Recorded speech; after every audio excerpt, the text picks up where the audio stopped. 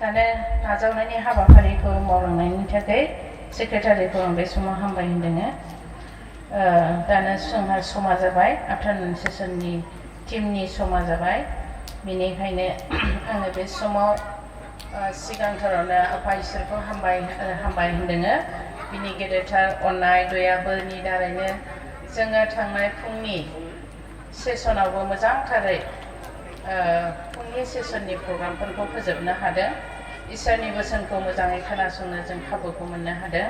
बिनि थाखाय आङो आफा इसोरखौ हामबाय होनदों। आरो दानो बे आफ्टारनुन सेसनावबो इसोरनि गेदेर अननायनि दारैनो जोङो आरोबाव बे गोथार पेन्डेलनि सिङावहाय ज' जानो हाबावबाय, इसोरखौ खुलुमनो आरो बिनि बोसोनखौ जोङो नाजावनो थाखाय। बिनि थाखाय बे मोजां खाबुखौ आरोबाव होबावनायनि थाखाय आं आफा इसोरखौ हामबाय होनदोङो। नैथियाव आङो बे समाव हामबाय होनदों जोंनि सार्कोलजों हांख्रायनानै लाबोजानाय मानगोनां आलासि टिमवाननि reverend Silent Iswari MTH pastor Bongaigaon circle committee, बिथांखौ आङो हाजासे हामबाय होनदोङो। बिथाङा दानो आरोबाव जोंनि गेजेराव दङ जोंनो इसोरनि बोसोनखौ होनो थाखाय। बिनिखायनो बिथांखौबो हामबाय होनदों आरो नाजावनानै बे समाव लादों। आरो जोंहा टिम 2 नि आलासिबो जोंजों हांख्रायनानै लाबोजानाय दङ। बिथाङाबो दानो जोंजों लोगोसे बे आफ्टारनुन सेसनावबो दङ। बिनिखायनो बिथांखौबो आं बे समाव हामबाय होनदोङो। बिथाङा जोंनि खाथिनि नङा, बेसेबा गोजान चेन्नाइनिफ्रायसो फैदों। बिथाङा सासे इन्टारनेसनेलनि मावथि, सासे जोंनि बङाइगाव डायसिसनि नायल' जाल' सासेल' आइजो। जोङो बिथांखौहाय नागिर खुनुरुखुमै मोनदों, ब्रा खालामनानै। आरो बिथाङाबो ब्रा खालामनायखाय नाजावनानै लादों आरो दानो जोंनि गेजेराव फैनानै जोंनि बङाइगाव डायसिसनि सिङाव थानाय जोंनि फारखिजुलि सार्कोलनि आइजोफोरखौ थुलुंगा होनो आरो बेबायदिनो आइजोफोरनि गेजेरावबो जे सासे गोजौ थाखोआवहाय मावनानै दङ, बेखौहाय सिनायथि होनो थाखाय दानो जोङो बिथांखौ लेंहरनाय बायदि सफैनो हाबाय आरो बिथाङा जोंनि गेजेराव दङ। बिनिखायनो आङो बिथांखौबो हाजासे हामबाय होनदों। बिथाङानो जाबाय मिसेस रन्जिता क्रिस्टि बरगयारि, LWF काउन्सिल मेम्बार चेन्नाइ। बिथांखौबो आं जोबनो गैयै हामबाय होनदोङो आरो बे समाव नाजावनानै लादों। आरो लोगोसे बिथाङा हारसिं जानायखाय गावजोंनो मावज्लायग्रा मानगोनां रेभारेन्ड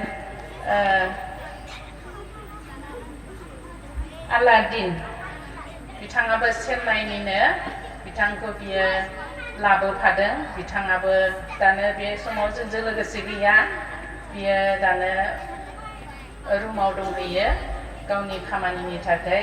बिथांखौबो गैयाब्लाबो बे समाव कमिटिनिफ्राय हामबाय होनदोङो। आरो बे समाव आङो हामबाय होनबावदों जोंनि गेजेरावहाय बङाइगाव डायसिस उइमेन कमिटिनि सेक्रेटारि मानगोनां सुजाता मोसाहारि, बिथाङाबो जोंजों लोगोसे दङ। बिनिखायनो बिथांखौबो जोंखौ नायस'फैनायनि थाखाय आङो हामबाय होनदोङो आरो नाजावनानै लादों। आरो बे समाव आङो हामबाय होनदोङो जोंनि सार्कोलनि सिङाव थानाय सार्कोलनि मानगोनां रेभारेन्डफोर, बिथांमोनखौबो आं बे समाव हामबाय होनदोङो।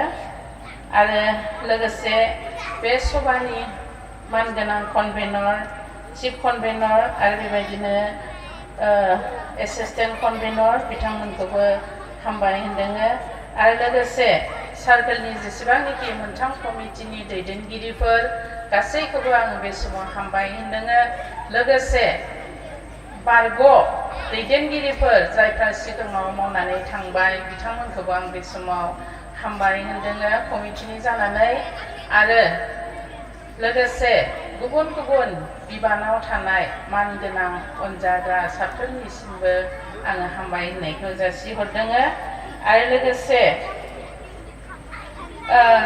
जोंनि सार्कोलनि सिङाव थानाय जेसेबां मण्डलिफोर दङ, बे मण्डलिनिफ्राय सफैनो हानाय गासै ख्रिस्ट' सिबियारि बिब' बिनानाव बिदा फंबाय बिमा बिफा गासैखौबो आं बे समावहाय हामबाय होनदोङो आरो बे समाव आङो नाजावनानै लादोङो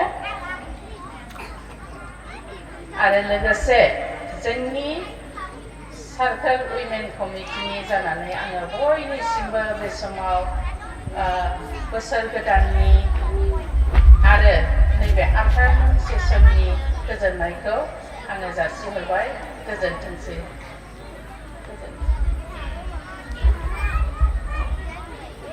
दानो आङो बे समावहाय आफ्टारनुन सेसनखौ बेखेवनायनि मुङै आङो बाइबेल पद मोनसे फरायगोन आरो इसोरनाव आरज खालामनानै बे समखौ आलासिनो होनाय जागोन गिबियाव इसोरनाव आरज खालामगोन गोजौसिनथाराव थानाय अन्थाव गोथां आरो गोथार ओनसोला फायसो नोंखौ बे समाव हाजासे हामबाय आरो हामबाय होनदों मानोना आफा नोंनि गेदेर अननाय दया बोरनि दारै जोङो आरोबाव नैबे बेलासि सेसनावबो जों मोजां खाबुखौ मोननो हाबाय जों बयजोंबो लोगोसे ज' जानानै आफा नोंखौ खुलुमनो सिबिनो थाखाय थामथिं जानो हाबावबाय बिनि थाखाय हामबाय आरो हामबाय होनदों आफा दे प्रभु आफा नोङो जों बयनिबो गोसोफोरखौ नोङो नाजावदो आफा प्रभु इसोर जेन' जोङो नोंनि गोथांनि बोसोनखौ नोंनि दासनिफ्राय आफा जोङो मोजाङै सोलोंनानै गोसोआव लाखिनो हायो आरो आफा नोंनि बोसोन बायदि जोंनि जिबनफोरखौ दैदेननो हायो लोगोसे नोंनि बोरखौ जोङो नाजावलांनो हायो बेबायदिनो जोङो आशीर्बादखौ होदो फै आफा नोङो जोंखौ जाजेननायनिफ्राय जोबनायसिम लोगो लोगो थानानै नों गावनो दैदेनदो आलासिखौबो नोंनियाव गथायदों आफा नोङो आलासिजोंबो लोगोसे थादो बेनो गोग्गो देहाखौ नों दान खालाम जेन' प्रभु बियो मोजांथारैनो जोंनो नोंनि बोसोनखौ होनो हानाय बायदि अ इसोर आफा जों बयनिबो जिउ मोदोम नोंनि आखायावनो गथायनानै बोर बिबाय जोंखौ पापनिफ्राय बोखांना फैनाय फोरबो जिसु ख्रिस्ट'नि मुङै आङो दानो बाइबेल पद मोनसे फरायगोन बोसोन बिजाबनि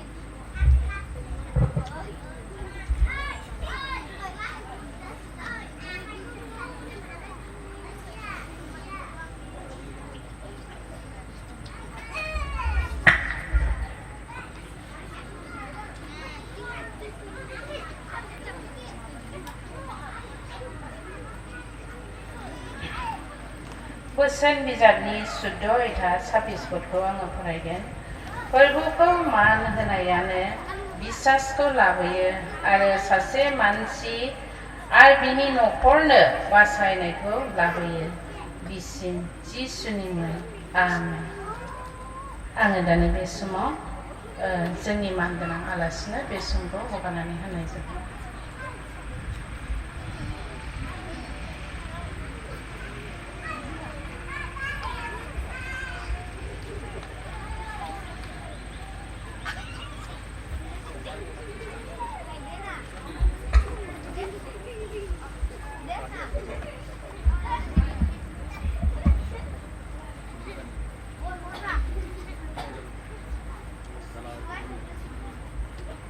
सानजौफु एबा बे बेलासिनि समाव फोरबोखौ हामबाय होनदों आरो बे सेसनखौ दैदेनबाय थानाय मेडाम निरु बिथां आरो जोंनि गुबुन सासे स्पिकार आरो जोंनि बिडिसिनि सेक्रेटारि बिथां सार्केलनि गासै दैदेनगिरिफोर आरो आफादगिरि नेहाथारि गासै दैदेनगिरिफोर मण्डलिफोरनिफ्राय सफैनाय आरो गासै डेलिगेट्स आरो गासै पार्टिसिपेन्ट्स आं बयनोबो बे सानजौफुनि गोजोननायखौ साफ्रोमनोबो होग्रोनाय जाबाय बे समाव जोङो सेकेन्ड आंनि आयदानि थाखाय सेकेन्ड प्रग्रामनि गेजेरावहाय जों दा थ्रार्ड सेसनाव दङ बे आयदायावबो आं नोंथांमोनखौ बरायनानै लाबाय सेसनखौ जागायनायनि मोनसे मेथाइखौ आं खननो हास्थायदों बे समाव आरो नोंथांमोन बयबो खनफानो हागोन मेथाइया हिन्दीयाव दङ तेरा लहू साफ करता है बेखौ खनबाय थाखायो ना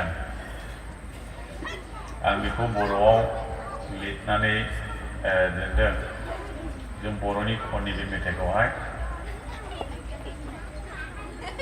बर'आव ओरै जायो नोंनि थैयानो सुस्राङो नोंनि थैया गोथांखौ होयो नोंनि थैया आंनि थाखाय आंनि पापखौ बोखारो सुस्रायो खालामो आंखौ दाय गैयै आंनि जिसु फोरबोनि अननायनि बोलि नोंनि बाथ्राया सुस्राङो नोंनि बाथ्राया गोथांखौ होयो नोंनि बाथ्राया आंनि थाखाय आंनि पापखौ बोखारो सुस्रायो खालामो आंखौ दाय गैयै आंनि जिसु फोरबोनि अननायनि बोलि नोंनि अननाया सुस्राङो नोंनि अननाया गोथांखौ होयो नोंनि अननाया आंनि थाखाय आंनि पापखौ बोखारो सुस्रायो खालामो आंखौ दाय गैयै आंनि जिसु फोरबोनि अननायनि बोलि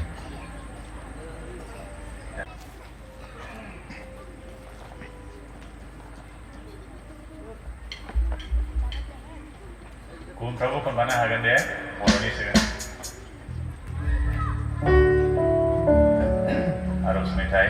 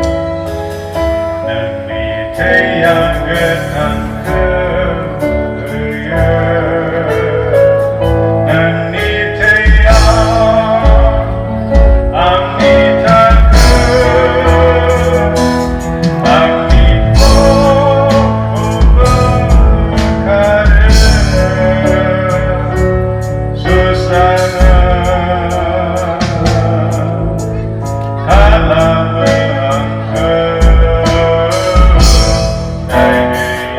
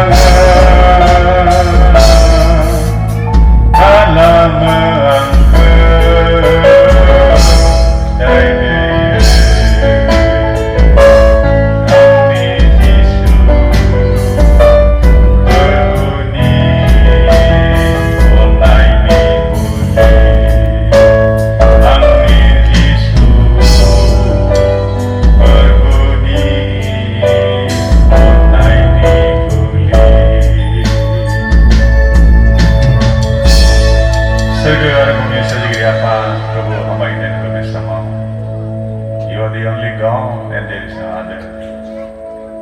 We need to trust in you alone.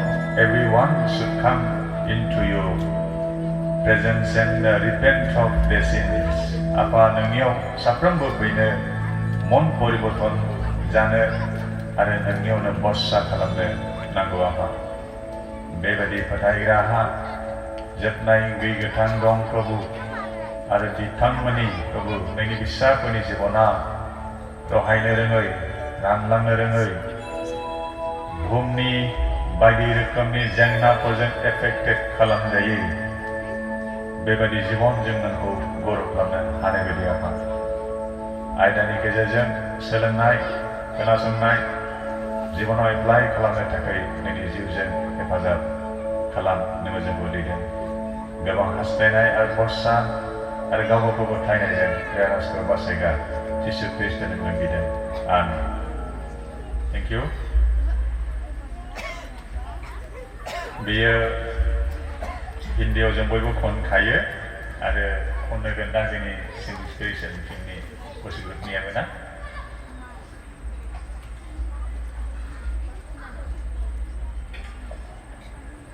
जोंनि टाइमा थांगासिनो दङ प्रग्रामखौ नायब्ला 15 मिनिटसल' दंसै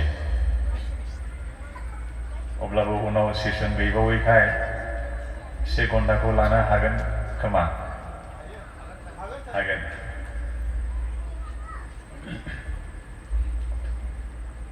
जोङो बे समाव मोनसे बाइबेल पाठखौ फरायनो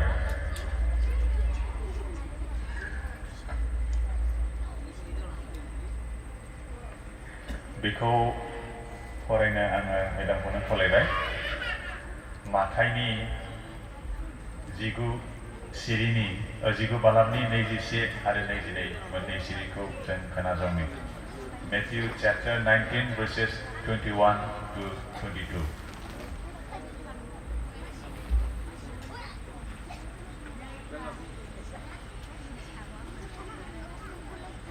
21-22 19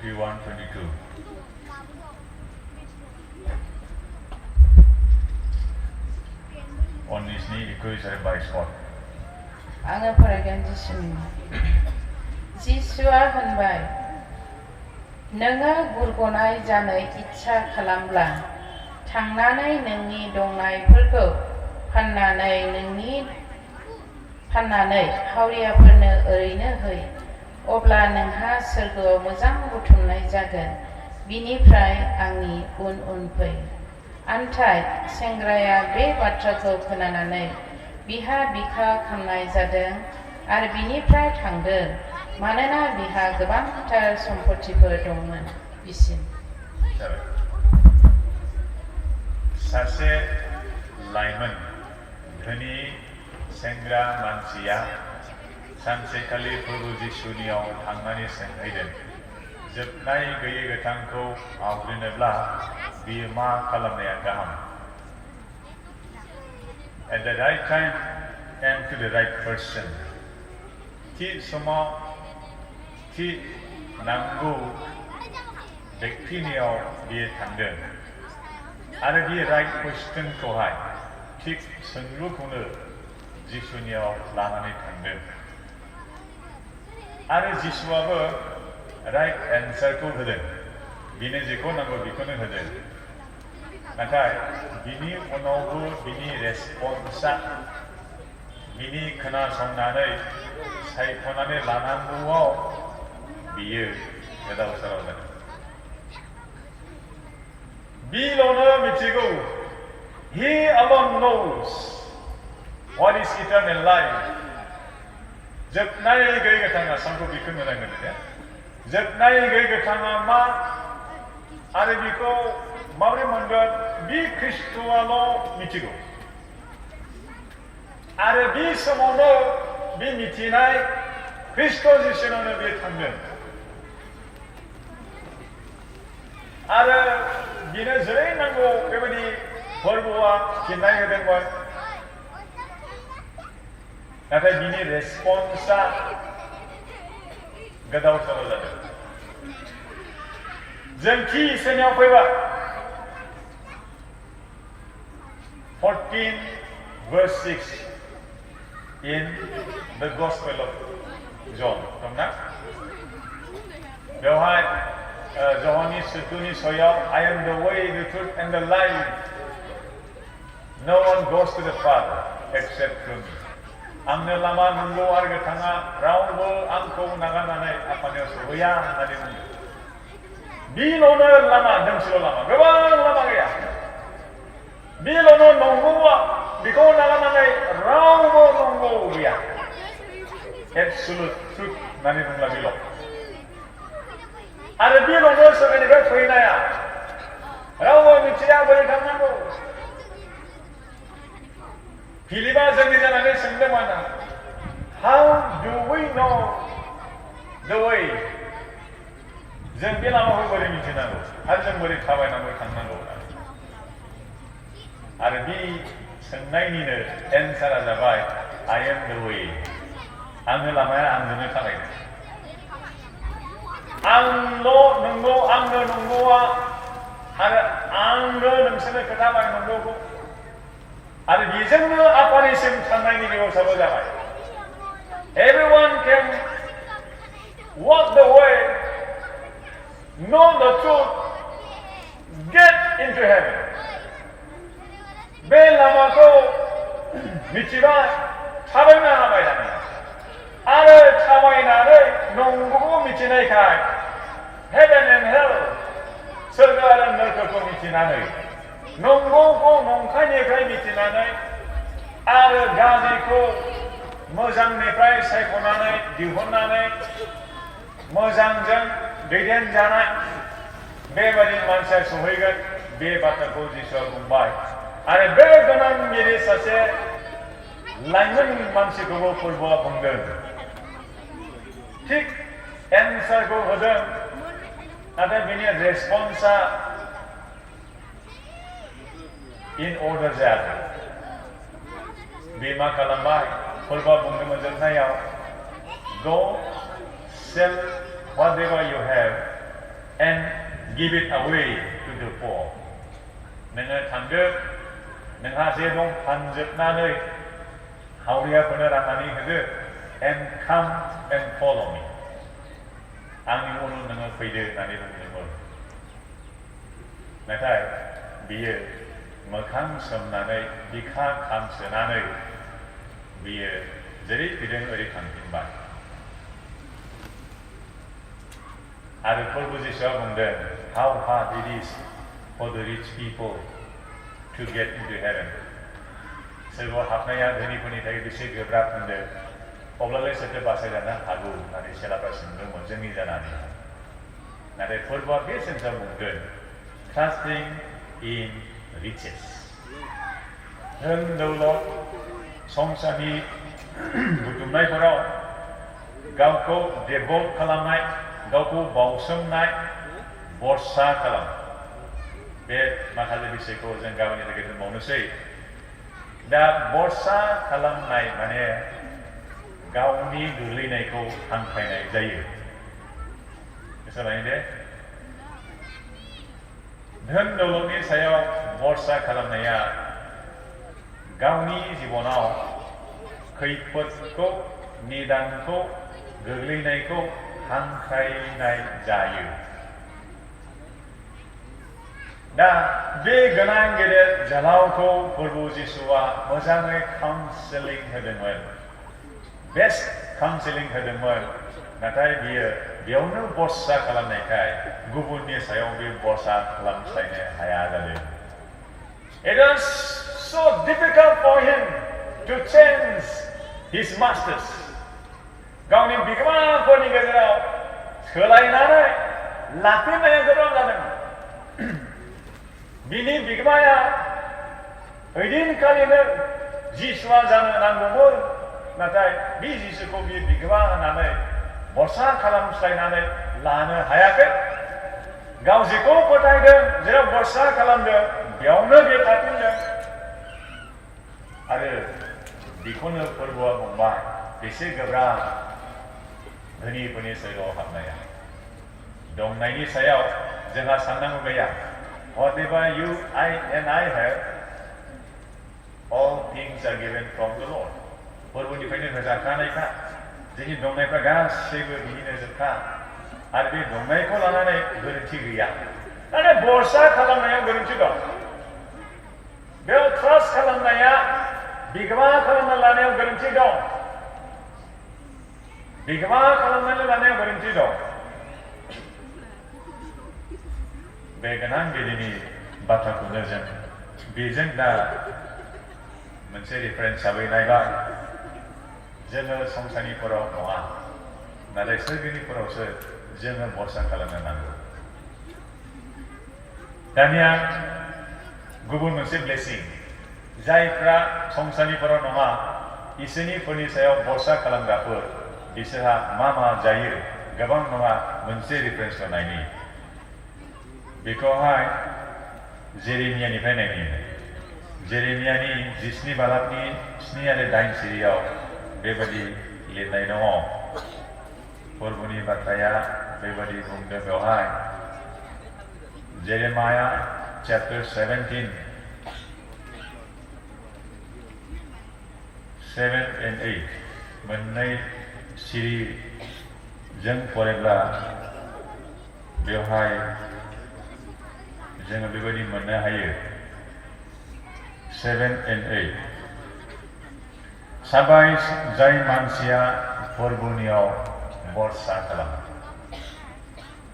Blessed are those who trust in the Lord जायहा फोरबोनियाव आरज खालामो बियो दैनि जिङाव गायजानाय बिफांनि समान बिनि रोदाफ्रा दै खंनि जिङाव सुरलांगोन आरो सान्दुं दुंब्लाबो गिनो नाङा मानोना बिनि बिलाइफ्रा थाजायै थागोन आरो अखा हायै बोसोरावबो बिहा जिंगासिनो नाङा मानोना बियो बाद हगारालाबा बिथाइ थाइबाय थागोन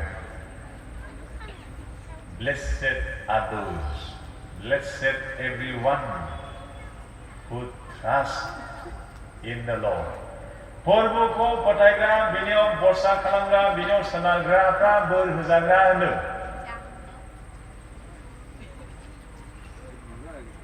आङो बिफां लाइफांखौ नोजोर होनानै सानबाय थायो जोंथ' ओरैबायदि बेगार बायदि जों सानफ्रोमबोनि जिबन खांनाया मोजाङै सिनाय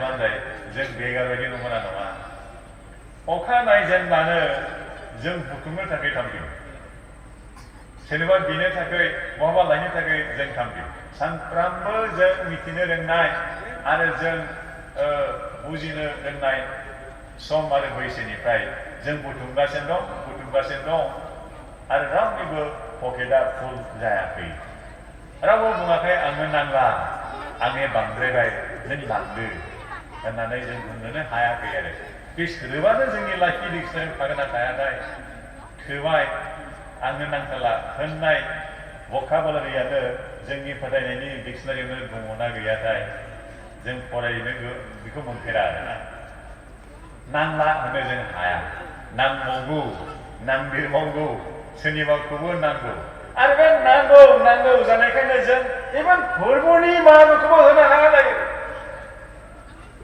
जि बाहागोआ फोरबोनिमोन बेखौ जाया होआलाबानो गावनो बाहायो बेखौ दाखु होननानै बाइबेलाव बुंदों मालाखियावहाय बाइबेलनि बाथ्राखौ जोङो नायबाथ' जों बहाबा केसावनो गोग्लैगोन बहाबा केसावनो जों गोग्लैगोन गोबाङानो जों बेयाव नियाफ्रा गोग्लैयाब्लाबो गोबां दं जोंनि बर' खृष्टानफोरनि गेजेरावहाय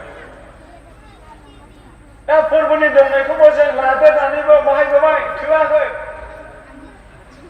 गावनिखौथ' गाव बाहायबाय सोरनिबाखौबो लादेरबाय फोरबोनिखौबो लादेरबाय बेबादि खालामै जों दिनै बिबायगासिनो थानाय बायदि जिबन खांनानै दं जों थोनाय मोना आरो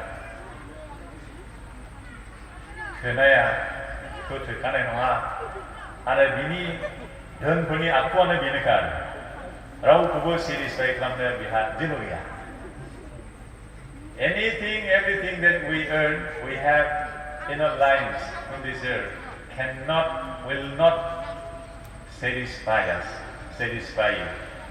नों आंखौ जोंखौ सन्तुष्ट खालामनो हाखाया. बुहुमनि दंनायफ्रा हाखाया. जानो रोंजेननायनिफ्राय हिसाब खालाम बेसेबां जाखो, बेसेबां गोथाव गोथाव जाखो, एसेबां जायो बहा थोनाय दङ. आं सप्तासे जाना होनो हादों नामा सोरबा? हायाखै. बेबादिनो थोनाय गैया जोंहा बुथुमनाया. उन्दैफोर देरबाय, निगा जायै जायै देरबाय. देरनायनिबो जानांगौ, थांनायनिबो जानांगौ उन्दैफ्रा. दा देरखानायफ्रा बेखौ बारा बुंजाला. दाबो जों जायो. सासे मानसिखौ आं बुंनो लायो एसे गेजेरावनो. जोङो ओंखामखौ बेसेबां जायो दानि जुगाव? माइरंखौ सुब्ला 150 ग्रामानो थोखायो. 200 ग्राम जानो हाखाया. नोंसोरबो हाखाया. 100 ग्राम 150 ग्रामानो थोखायो जथेस्थ'. बिनिफ्राय खुरैसे खुरैनि थाबावगोन, आइटेमफोर थाबावगोन आरो. बेखिनि खुरनाय ओंखामखौ नोङो मन'जोबनो थाखाय खुरैथाम गाहाम बेदर नांगौ खोमा. खुरैथाम बेदर नांगौ खोमा. उनाव सासे जेन्टेलमेना बुंगोन, नंगौथ' आरो बाथ्राया. बेखिनि ओंखामखौ जानो खुरैथाम गाहाम बेदरखौ नाङा माथो. बिनि थाखाय नांलायो. रंजानाय फोरबोआव नांलायो. जायगा जायगा फाल्लाजों सुनांलायनाय ओंख्रिखौनो दङ. फाल्लाजों सुनांलायनाय मोनसा जायो, गाज्रि मोनलायलायो, खम बेसेनि खोथा फैयो. दरसेबो जानो हायाब्लाबो बेसेबां मोनलांगोन, जानो हानायाव मोनलांगोन. बेजोंसो सलुसननि बेबस्थाया दङ. जोंनि जिबनाव संसारनि दंनायफोरखौ बुथुमनायफोरखौ जों साननो थाङोब्ला बेबायदि. बेफोर भरसा खालामालाबा ख्रिस्ट'खौ मोननायफ्रा सोरगोनिफोरावसो ख्रिस्ट'निसो भरसा खालामग्रा जायो. आरो जाय मानसिया बेबायदि भरसा खालामग्रा जाबाय, बिसोरखौ माबायदि जायो? दै जिङाव गायजानाय बिफां बादि जायो होननानै रुजुदों. लेसेब होननानै बुङो बिसोरखौ, बोर होजाग्रा. बिफां लाइफांफ्रा बिबायो खोमा. बिफां लाइफांखौ बहाबा गिदिंनाय बिबायनाय नुफेरबाय? नुवाखै. Never. No tree ever moves and begs from others. फांसे बिफाङा रावनियावबो थांनानै बिबायनायखौ जों नुफेराखै. मानो बिबायनाङा? नांगौआ दंजोबखायो. Every nourishment, every nutrient needed for living and growing, it has already in it. देरनांगौनि थाखाय, थांनांगौनि थाखाय बिहा दंजोबखायो गासैबो. Branches abiding in the vine, in the tree, in the stem. बिफाङाव नांनानै थानाय दालाइफोरहा गासैबो साप्लाइ जाजोबखायो. गासैबो दंजोबखायो, बेनांगौ गैया. अट'मेटिक. जायहा ख्रिस्ट'नियाव दं, बेबो बेबायदिनो जायो. रिजल्ट फोरबो बाख्नाय जाथों बेनि थाखाय. जायहा फोरबोनियाव थायो, बिसोरहा बेबायदि जायो. बेबायदि जिबनखौ जों मोननो हायो. बाइबेलाव जों बेखौ रोखायै नुबाय. दानिया जों दहाय फुंनि समाव नायदोंमोन जन 15:7. Abiding in the word of God. इसोरनि बाथ्रायाव थानाय, and his words abiding in us. बिनि बाथ्राया जोंनाव थानाय. ओमफ्राय मा जायो रिजाल्टआ? रिजाल्टआ जाहैबाय whatever you wish. नों जेखौ इच्छा जायो, नों मा हास्थायो बेफोरखौ मोनगोन. आरो जोंना मेथ्युनि 6:33आवबो दं. जोंनो हिम बुकआवबो दं. 685आव जों बेवहाय रोजाबग्रा नाम्बारनि मेथाइया बेनो 685. इसोरनि रायजो आरो बिनि धोरोमनिया थिखौ नागिरो, बाखिखौ जेसेबां नांगौ नोंसोरनो होदेरनाय जागोन होनदों. आरो बेवहाय बेबायदि कन्टेक्सटआव जिसुआ बुंदों गुबुन जेन्टाइल्सफोर, फोरबोखौ मिथिनो रोङैफोर, गुबुन हारिनि मानसिफ्रा बेबायदि जगायग्रा गैया नालाय, लावखार गैया नालाय, हेफाजाब होग्रा गैया नालाय, नायसोग्रा गैया नालाय, गावसोरनो गावसोरनि थाखाय साननो गोनां जायो। गाबोन मा जानांगौ, बे बोसोराव बोरै सोलिलांनांगौ, बेखौ सिन्था खालामनो गोनां जायो। आरो गुबुन गुबुन इलिगेलिबो बिसोर बुथुमनो गोनां जायो। नाथाय नोंसोरहा बेबायदि नङा नों जिसुआ। नोंसोरलाय मिथिगौ आंनो नोंसोरजों लोगोसे दङ। जाय इसोरा जारेफ्रा जायगायाव 3.5 बोसोरथाम दान्द अखा हायैनि समाव सासे बालमदैनि न'आव एलियाखौ थिनहरदोंमोन, नों बिनावनो थांदो, हाग्रा बंग्रा दैफ्रा जोबजोबबाय, देग्लायनिफ्राय जाजेनगोनबो होनदों खायसेया। दैनि अभाबा दैनि दावहा जागोन होननानै, दैनि दावहा जागोन होननानै, दैनि आंखाल जागोन होननानै। सनाखौ नांजाबानाय नङा। सनाखौथ' जों ओरैबायदि बुथुमो, मोजां मोनो, ओमफ्राय ना जाजायो ना मायो, अब्लाबो जों हामजायो। दा बिनिख्रुइ बांसिनबो नागिरजानो हागौ। बेबायदि इसोरा जोंनो एक्सट्रा अर्डिनारि आसरित बेबायदि अननायजों जोंखौ खांलांब्ला जोंखौ लोगो मोननाय नङा। आरो इसोरनि मानसिफोरखौ इसोरा जोथोन लागोन। बे समावबो अरनबारिनि दैयाबो जोब्बाय, बिफां लाइफांनिफ्रायबो मोनजानांगौ जेबो गैबावलिया। बे समाव गाव गावनि न'खरनि गथ' गथायनि सायावनो थांनानै थानायनि बेबस्थाखौ लानो गोनां जादों। आं बेखौल' बुंबाय खेंसालियैहाय, गाज्रिनिख्रुइ मोजांसिन रावखौ बुंबाय आं। गाव गावनि गथ' गथायनि सायावनो थांनानै थानायनि बेबस्थाखौ लानांगौ जादों। जेबो गैला। थांनानै थानायनि बेबस्था, बे गथ'फोरखौ रोगानाया बेबस्था लानांसिगोन। बेबायदिबो थांना थानो गोनां जादों। एलिया नाबिखौ फोरबोआव थिनहरबाय, नोङो बे बालमदैनाव थांदो। आरो थांबाय। दै गिलासनि दामा बेसेबां जागौमोन बै समाव, बे दैखौनो बिहैबाय बियो। सनाखौबो होनो हाबावगोन, दैखौ होनांगौ गोब्राबमोन बै समाव। आङो दै गिलाससे लाबोदो, आं जोबोद गांहाबबाय। आरो दैखौथ' होबाय, जानोबो बिबाय। लास्ट बोथिसेल' जानानै बिसोरो थैनो थाखाय उन्दुखासिगोन। गैखाला जेबो बेबस्था, बिसोरनि हिसाबाव जेबो गैला। लास्ट मिल बेखौनो जानो बिमा बिसा थाम-थिम खालामदों। एलिया बेखौनो बिबाय, आंनो एसे रुटिबो सावनानै लाबोदो। दानिया बेनो जाहोब्ला फिसायाबो साफर जानोसै, स्टाफ माने आंखालाव गोग्लैनानै थैलांनोसै, गथ'खौ खस्थ' होनो, ओमफ्राय ओरैहाय बिसोरनि मानसिनो जाहोनो। दानिया मा खालामनो? बिमाफोरनि चयसा बे समाव मा जागोन? दोनखोमागोन ना खारखोमागोन? जागासेल'सैब्ला दोनखोमागोन ना खारखोमागोन? मानसिखौ लानानै खारखोमागोन ना बेसादखौ लानानै खारखोमागोन? बेबायदि क्रिटिकेल टाइमावहाय गोग्लैबाय बे बिमाया। ओमफ्राय एलिया बुंदों रायथिनाय समाव, जोंहा बेल' खासै, बेखौ जानानै जों थैनोसै। बे उननि खोथा, आंनो लाबोग्रो होनो। ओमफ्राय बे बालमदैया बेनो जानायखौ होफैग्रोबाय। नोंसोर दानिया सावनानै जादो। बेबो जाबाय, बिसोरबो जाबाय, थाबावबाय, अखानायै जाबाय, थाबावबाय, अखानायै जाबाय, थाबावबाय, एक मास जाबाय, थाबावबाय, आंखाल जोबजासे रिजल्टआव। बे इसोरानो दिनै जोंजों लोगोसे दङ। जायखौ दहाय बुंदोंमोन, इम्मानुएल, गड विथ आस, इसोरा जोंजों लोगोसे थाफ्लायग्रा। बेयो जोंखौ नागारनाय नङा आरो गालांखानायबो नङा होननानै। बे इसोरानो जोंजों लोगोसे दङ। आरो बे इसोरानो जोंजों लोगोसे थानायखाय जोंनियाव अभाब जाब्लाबो जों बेनिफ्राय बारग'नो हायो। जों बेनिफ्राय बारग'नो हायो। दा जोंनि इसोरनि बाथ्रायाव थानायजों आरो बेनि बाथ्रायाव जों थानायजों जों इसोर जानायखौ मोनो।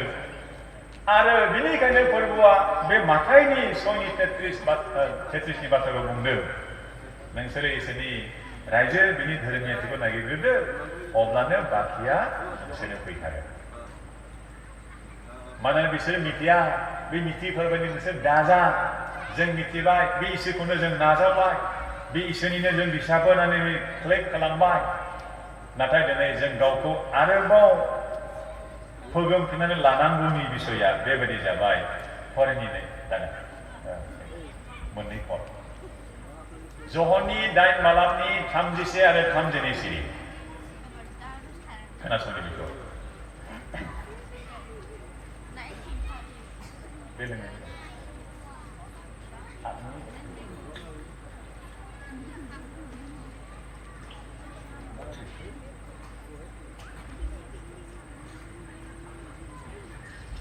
John chapter 8 verses 31 to 32. आङो फरायगोन जिसुआ गावखौ फोथायनाय जुदायारिफोरखौ होनबाय, नोंसोरो आंनि बाथ्राखौ मानिब्ला नोंथारगौ आंनि सेलाफोर, आरो नोंसोरो नंगौखौ मिन्थिगोन, आरो नंगौआ नोंसोरखौ गोहोजानाय खालामगोन। बिसिम प्रभु जिसुनि बुंनाय बाथ्राफोरखौ मानिनानै सोलिग्राफोरखौ बुंदों। जाय दैदेनगिरिया, जाय लाइमोना, जाय बिमा, जाय बिफाया, जाय गथ'आ इसोरनि बोसोनाव नांथाबनानै थायो, दहाय फुंनि समाव जों खोनासंबाय, if anyone sticks to the word of God, stuck to his word, बेनि बाथ्राजों नांथाबनानै सिथाबनानै थानाय मानसिफोर, बेबादि मानिग्रा मानसिफोरा जिसुनि सेलाफोर होननानै मुंख'जागोन। A disciple of Christ is like a student. प्रभु जिसुनि सोलोंसाया, सेला जानाया सासे सोलोंसा, मोनसे स्कुलाव सोलोंसा जानाय बायदि। Whatever the teacher says, he or she will do it. फोरोंगिरिया जेखौ थोनगोन बेखौ मानिजोबगोन, बोसोन होनायखौ गासैबो मानिजोबगोन। इसोरनि बिसा जिसुनि सोलोंसा जानायाबो, जों दिनै बिनि सोलोंसा जानायफ्राबो बाइबेलाव मा होनदों बेखौ मिथिनायजों मावफुंग्राफोर, आरो बेबादि मावफुंग्राफोरखौ सेला जानायजों लोगोसे बुंदों बिसोरो नंगौखौ मिथिगोन। यानि जिसुल' नंगौ नालाय, बे जिसुखौ मिथिगोन। संसाराव मा मा फैयो बेखौ जों मिथिगोन, मा मा जाथाय जादों बेखौ सिनायगोन, आरो बेबायदि कनफिउजिं, आन्दायथावथाव गोबां पाजल जानाय समावबो, आन्दायनाय समावबो जोंनो लामा दिन्थिगोन, आरो बे नंगौखौ मिथिनायजों मा जागोन, जोङो गहोजानायफोर जागोन। सासे मानसिया बुंदों सैताना बेसे लोरबां होननानै। सैतानखौ लोरबां होनदों, खायसेया बुङो सैतानखौ जोबोद बोलोगोरा होननानै।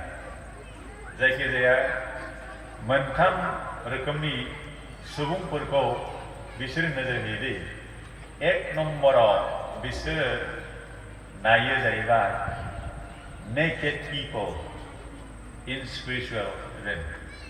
आत्मिक बिथिङावहाय, जिउआरि बिथिङाव बिसोरो लांथियाफोर होननानै मोनसे हान्जाखौ नोजोर होयो। बे जाबाय इउनिफर्मलाय गानदों, ड्रेसालाय मोजां मोजां गानदों, हाथाय बाजार थांदों, स्कुल कलेजाव थांदों, हस्टेल पिजिआव थादों, नाथाय बिसोरहा बिसोरनियाव इसोरनि बाथ्रा गैया, बिसोरो इसोरनि बाथ्रायाव नांथाबनानै थायाखै। बिसोर मोनसे हान्जा।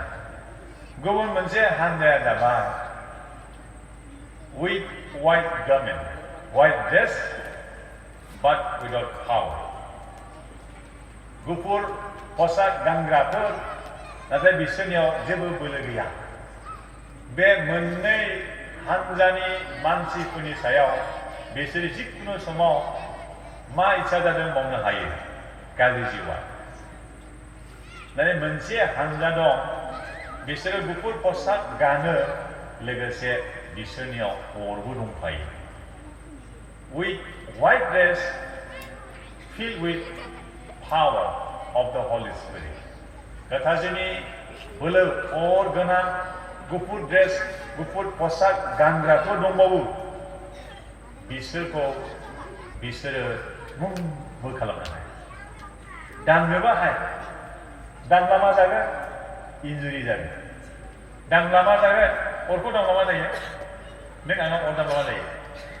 खामोना, आरो खामनानै गिनानै अरखौरावबो दाङा। इभेन किटचेनफ्रावबो, ओंखाम संनायफ्रावबो जोंनि बिमाफ्रा आखाइ गोजा दाङा दा बर्थनखौहाय, सापर्ट लाफायो। आखाइ गोजा दाङा बथनफोरखौहाय खामजानो गिनानै जों अरखौ दाङा दा बेबादिनो गाज्रि जिउआबो बेबादि जिउजों सुबुं जानाय मानसिखौ दांनो हाया होननानै बुंदों दांब्ला खामगोन जखम जागोन सैतानाबो जखम जायो दे माबोरै जखम जायो सानसेखालि सासे मानसिया बेबादि एसाइनमेन्ट मोनदों गाज्रि बेबादि बोलोनिफ्राय मानसिफोरखौ आद्रि खालामनो थाखाय आरो बे समाव सासे मानसि नांबावगौ जानायाव बे गाज्रि जिउआ बुंबाय नोंनि नोम्फाखौनो लिंहरदो दे बेबादि मोनसे मेजिक मिरर दं आरो ना जादु गरनि बादि मोनसे ग्लास दं आरो बेवहाय बिफानि नामखौ बुंहोबाय माखासे चान्टिं खालामनाय भकाबुलारि सोदोबफोरखौ बुंनानै बिफाया नुजाफैब्ला बे सिनायबाय बियो मा मावो बेखौ बुंबाय बेखौ जों खिथारा मानोना बियो जोंनि जानानै खामानि मावगासिनो दं संसारावहाय बेखौ जों नस्थ' खालामनो हाया नोंनि बिमाखौ लिंहरसाय नोङो बिमाखौ लिंहरब्ला बेखौ खिथानोसै बिमाखौ लिंहरबाय बिमाया फैनाय लोगो लोगोनो अर ओंखारफैजोबबाय बे मिररावहाय अर ओंखारफैनानै बिनोबो खामबाय ओरैबायदि खारबाय लाइटनि स्पिडआव खारलांबाय उइदिन ए ममेन्ट एखेबारे मोनसे फिसा समनि गेजेरावनो बेसेबांबा गोजानाव बे खालामनो गोनां जाबाय बियो खामजानानै बेनिखायनो अर गोनांफोरखौ खेला गेलेनो हाया जायफोरा गोथार जिउजों दैदेनजानाय बेबायदि जिबन थांनायखौ डाइरेक्टलि एटेक खालामनो हाया माब्लाबा दा बेनिखायनो लिडारखौ खोख्लैनो लिडारखौ नांगौ रेभारेन्डखौ खोख्लैनो माबा मोनसे लिडारखौ नांगोन सासे दैदेनगिरिखौ खोख्लैनो गुबुन दैदेनगिरिखौनो नांगोन मानसिखौ खोख्लैनो गुबुन मानसिखौनो नांगोन बेनिखायनो फोरबोजों बाहायजायैफोरखौ बिसोरो बाहायगोन फोरबोआव बर्सा खालामैफ्रा संसारनि सायाव बर्सा खालामग्राफोर जायो दा बेनिखायनो संसारनिफोराव नङा इसोरनिफोरावसो बर्सा खालामनायनि बाथ्राखौ बुंदों जायफ्रा बिनि बोसोनखौ मानिग्रा जाबाय बिनि जिउजों दैदेनजानाय जाबाय बिसोरो जिसुनि सोलोंसाफोर जाबाय बिसोरो नंगौखौ मिथिलांबाय थागोन आरो बिसोरो बहु जानाय इसोरनि फिसाफोर जागोन बेनिखायनो डिसेप्टिभ मेथड बिसा दङ थगायनायनि खामानिखौ मावो थगायोना फर्स्ट करिन्थियान्सनि 10:31 लिरनाय दङ नोङो जायोब्लाबो लोङोब्लाबो नों जेखौखि खालामाबानो नों फोरबोनि गरनि थाखाय खालामनाय दङ whether you eat or drink or whatever you do eat everything for the glory of God फोरबोनि गरनि थाखाय खालाम माबा जादोंब्ला फोरबोनि थाखाय जा माबा लोंदोंब्ला फोरबोनि थाखाय लों फोरबोआ हामजानाय दं ना गैया बिनि महिमाया बिनि समायनाया जायो ना जाया गासैखौबो बिनि गरनि थाखाय मावदों जा लों आरो माव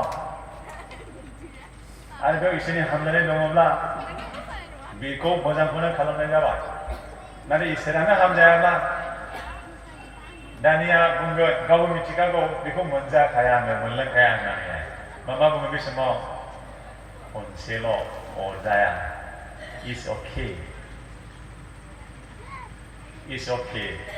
अरजाया खनसेल'नो थांबाय थागोन ना खनसेल'जोंनो 100 टाइम्सबो जाहैगोन उनाव मा जाहैगोन गाज्रियानो जाहैबाय जिहेतु नोंखौ खनसेनो हाया नालाय नोंखौ थगायबाय अरजाया होननानै नोंसिनि इसोरा क्षमा होग्रा इसोरखा होनलायनाय खोनाबाय मालाबा नोंसिनि इसोरा क्षमा होग्रा इसोरखा बेबायदि दाय माब्लाबो अरजाया क्षमा मोनखायो ना नोंसिना इसोरा अनग्रा इसोरखा ना बेबायदिबो बुंग्राफोर दङ दा बे मानि थाखाय बिसोरो खालामो डाइरेक्ट एटेक खालामनो हायैखौ खायदा बुद्धिजों मावो बिसोरो सालाक बेनिखायनो जाजेननायाव बिदिनो जादों दा आदम हवानि केसावहाय दाजा होननानै बुंदों खाथियाव दाथां होननाय लिरनाय गैया ना बागाननि बे बिफांनि सेराव दाथां होननाय गैया दा मोनामसु होननाय गैया दादां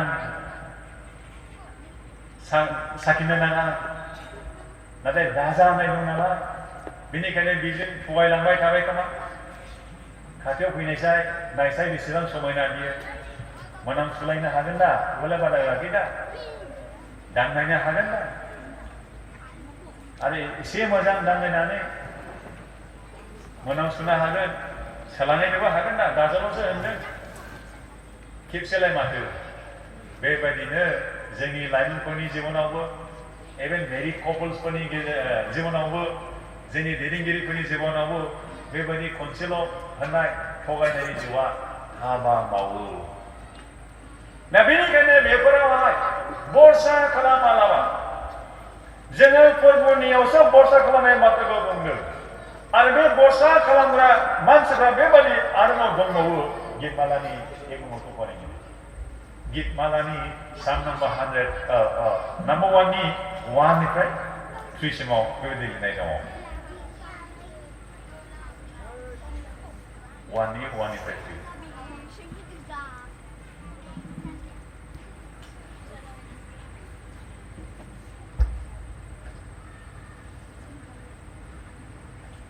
बे मानसिया साबायस जायहा दुष्टफोरनि खायदा खालामनायाव थाफायाखै पापीफोरनि लामायाव गसंफायाखै निन्दिग्राफोरनि आफादाव जफायाखै बे मानसिया साबायस ना हामबाय बे मानसिया साबायस बे मानसिया दै जिङाव गायजानाय बिफां बारि बेखौथ' बुंनाङा गैखाया साउथाव थांब्ला माबायदि नुयो दै सेराव गायजानाय बिफाङा माबायदि जायो दैखं सेराव दैमा सेराव दैमाथ' रानबावो खायसे दैमा रानो खायसे दैमा रानो जायखिजाया दैखं दैसा बेबायदि 12 मास थानाय दैनि सेराव थानाय बिफाङा जेबो प्रब्लेम फेस जाया दा जोंनि जिबनावबो इसोरा बेबायदि बोरखौ अलरेडि दोनखाबाय नों आंनि थाखाय दा बेयाव जोङो दिदोमैल' थानांगौ बे बिफांनि दालायफ्रा जेरै माब्लाबाबो सुक्ति लालायनानै बेरायनो थाङा जों सुक्ति लायो गेजानिफ्राय गेजा हाबनांगौनिफ्रायबो जों सुक्ति लायो जोङो प्रग्रामफोरनिफ्रायबो जोङो सुक्ति लानानै थांनो गोनां जायो माब्लाबा नाथाय बिफांफोरनि दालायफ्रा जिखि जाया मानो एक सेकेन्डबो बिनिफ्राय दावख्रेबनायखौ जों नुफेराखै नुनायबो नङा बे बिफाङाव नांनानै थाबाय थायो बिसोरहा अभाब जाया बेबायदि नांथाबनानै थाग्राफ्रा दालायनि बिफाङाव थानाय बायदि जेबो अभाबखौ बिसोर नुनो मोननाय नङा अभाबा फैब्लाबो निदाना फैब्लाबो बेबायदि जागोन माथाइनि 12 बालामनि 22निफ्राय फरायलाङोब्ला 33सिम बेवहाय मोनसे स्ट'रि दङ बे जाबाय जेब्ला जिसुनि सेलाफ्रा नावजों जावलांदोंमोन बे समाव प्रभु जिसुआ बिसोरनि खाथियाव थांदेरदों गुबुन नाव गंसे लानानै थाङाखै गुबुन मोनसे फेरि लानानै थाङाखै बिसोरनि खाथियाव सागोरनि दैसा जिसु थाबायलांदोंमोन आरो बिसोरनि नावआव बारहुंखा बारदों ढौ जादों आरो गिलु बालु बिसोरा बेबायदि निदान जादों जिसुआ दैसाजों थाबायलांदों आरो पेट्र'आ बे समावनो बुहुदानो फैगोन नामा होननानैहाय नाथाय जिसु जेब्ला बुंदों बेयो आंसो जेब्ला बियो रावखौ सिनायो गावसोरनि फोरबोआनो थांगासिनो दङ अब्ला बे बुंदों फोरबो नों जोंनि फोरबोआनोब्ला आंखौ बुंदो नों जेरै दैसाजों थाबायदों आंखौबो फैनो थिनदो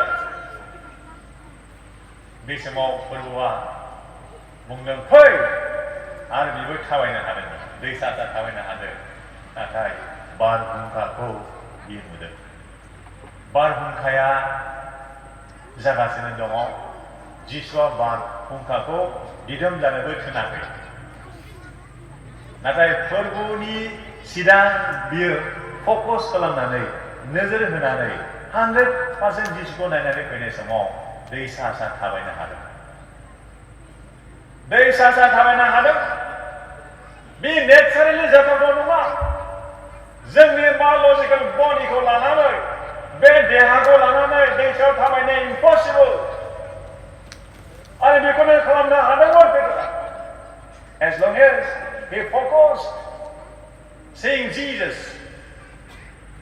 in front of him गावनि सिगाङाव जिसुखौ नोजोर लाखिनानै 100% नोजोर दोननानै बे थाबायनाय समाव थाबायनो हादों बारहुंखा दं ना मा जागासिनो दं बेखौ सानाखैमोन नाथाय the moment जि समावनो बे एसे सानजेनबाय नै माथो बारहुंखाबो दं जिसुनिफ्राय नोजोरखौ बोखारनायखायसो ना बारहुंखाखौ नुदों दा जिसुनि फारसे नोजोर होनायनिफ्राय बेयो गावखौ बारहुंखा फारसे गुबुन फारसे नोजोर लाखिस्लायनायावसो ना बिहा दैयाव गबनाया जादोंमोन जिसुआ बारहुंखाखौ ओइ बार डिस्टार्ब दा खालाम आंनि सेला दै सा सा फैगासिनो दं होनाखै नाथाय अर्डार होदों फै होननानै बे फंसे फै होननायाव पेट्रआ थांदों थाबायलांनोबो हादों नोंनि आंनि नोजोरा सप्तासेयाव खनसेल'ब्ला जों संसारनि बादिनो गोदोलांफिनगोन नाथाय नोंनि आंनि नोजोरा फोरबोनियावनो थाबाय थायो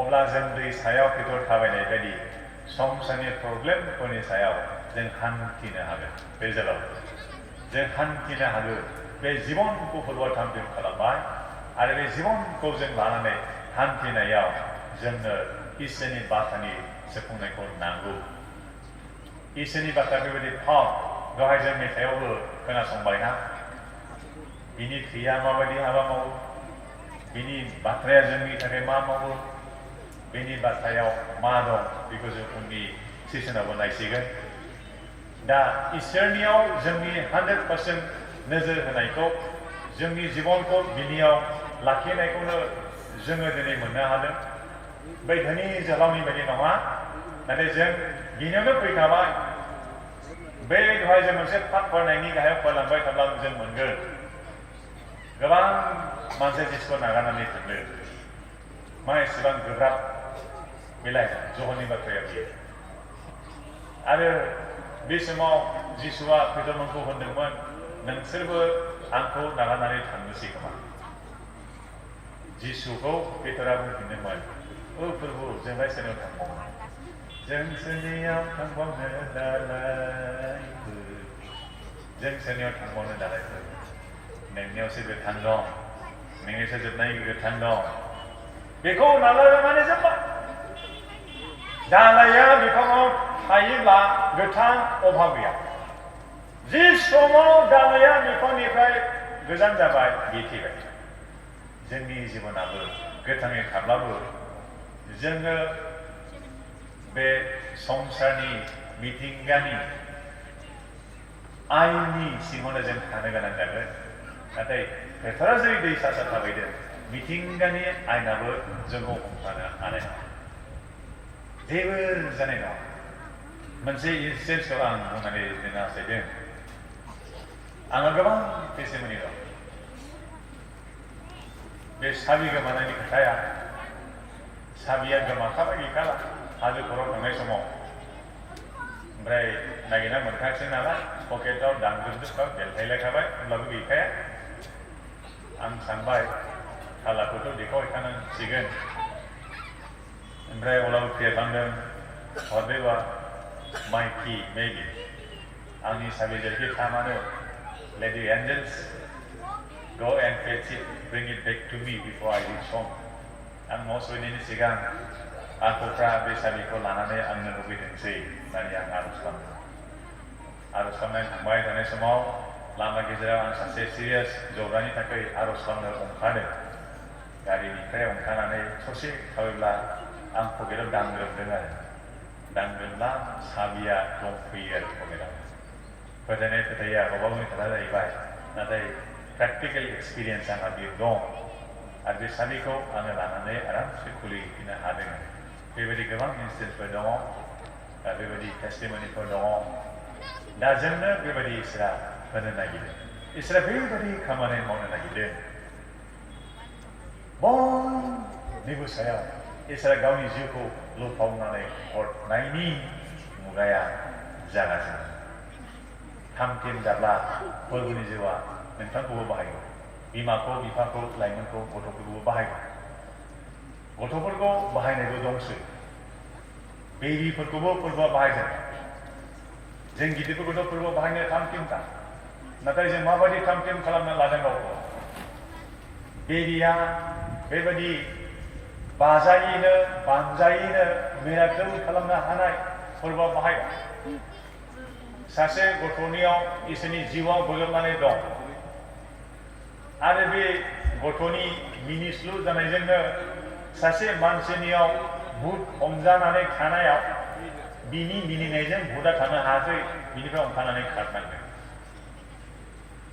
दा बेखौ जोंनि मेगननि नोजोरजों जों नुवा नाथाय आत्मिकनि मेगनजों जों बेखौ सिनायो आरो फोरबोआ बेखौ दिनै मावजेनखाबाय आरो मावलांसिगोन बेनिखायनो जोबनाय मुगायाव गासैबो दिनै रिभाइभ जाजोब्बाय गाज्रि जिउफ्रा 24 घन्टा हाबा मावगासिनो नोंखौ आंखौ नोजोर होनानै जोंनि फिसाफोरखौ नोजोर होनानै सोरगोनि आखुफ्रा दिनै नोंजों आंजों थाफानानै मावनो थाखाय 24 घन्टा थामथिम दं नाथाय जों बेसेबां थामथिम दं जोङो संसारनि धोनफोरनि सायाव बरसा खालामा नाथाय जोङो धोरोम नियाथियाव थाबायनो लिंहरजानाय इसोरनि फिसाफ्रा फोरबोनि बाथ्रायाव फोरबो जिसुनि गासै बुंनायफोराव जों सोनारनानै बरसा खालामनानै सानफ्रोमबोनि दिनखौ आरो बे बोसोरनि मोनफ्रोमबो दिनखौ जोङो मोजां हाबाफोराव बाहायलांनानै जों गोबां दैथायनायजों आबहावाखौ समायहोनो इसोरनि जिउआव जोंखौ हेफाजाब खालामनो लुबैयो आरज खालामो सोरगोनि अनखौ गोथां आफा हामबायनो नोंखौ बे समाव नोंनि बेसेन लायालाबा सोरगोनि बिसोरफोरखौनो आफा जोङो ध्यान खालामबावबाय नोंनि बाथ्राजों दैदेनजानायफ्रा नोंनि जिउजों प्रभु दैदेनजानायफ्रा आरो नोंनि इच्छा जानायखौ मावफुंनानै आफा जों जोबनायसिम फोथायनाय बोसोर गसं थानायफ्रा आफा नोंनिनो थामथिम खालामनाय सोरगोआव सहैगोन आरो बे समा प्रभु सफैनो थाखाय जोंनो गोबां सिनफोरखौ नों होखाबाय आफा हामबाय होननानै गथायदों बे समाव मण्डलिनि सिङाव थानाय सासे दैदेनगिरि आब' मृणाली बिथांनि प्रभु आथिंनि जखम जानानै थानाय इन्जुर पार्टनि सायाव नोंनि हिलिं टाचखौ जों फोसावदों आफा I speak the word of God into every injured part of a leg in the name of Jesus.